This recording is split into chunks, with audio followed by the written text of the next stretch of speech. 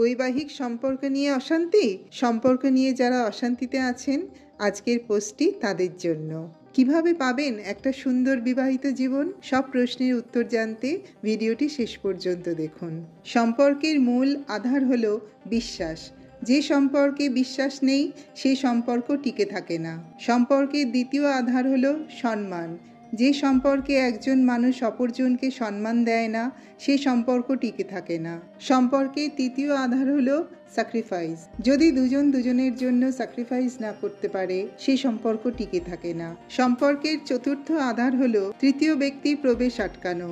সম্পর্কের মধ্যে তৃতীয় মানুষকে ঢোকার সুযোগ দিলে সম্পর্ক টিকে থাকবে না। এবার আসি মূল কথায়। বিবাহিত জীবনের সম্পর্ক কেমন হওয়া উচিত? বিবাহিত জীবন শুরু করা খুবই সহজ, কিন্তু একটা সুন্দর সংসার তৈরি করা তেমনই কঠিন। বিবাহিত জীবনে নানা সমস্যা থাকবে। একে অপরকে দোষী ভেবে আলাদা হয়ে যাবেন না। দোষ কোথায় সেটা খোঁজার চেষ্টা করুন। দেখবেন নিজেরাই সমস্যার সমাধান করতে পারবেন। পারিবারিক সমস্যার কথা অনেক মানুষের সাথে ভাগ করবেন না। স্বামী স্ত্রী দুজনে বসে সমাধান করার চেষ্টা করুন। দেখবেন সম্পর্ক অনেক সহজ হয়ে গেছে। কখনো ডিভোর্সের কথা মাথায় আনবেন না। ডিভোর্স কখনো শান্তি আনতে পারে না। আপনি মনে করতেই পারেন ডিভোর্স দিলে হয়তো আমি মুক্তি পেয়ে যাব। আসলে তা কখনো হয় না। আপনাদের সম্পর্কের মধ্যে কি কি সমস্যা, কী কারণে বিচ্ছিন্ন হতে চাইছেন, এইগুলোর সমাধান খুঁজুন।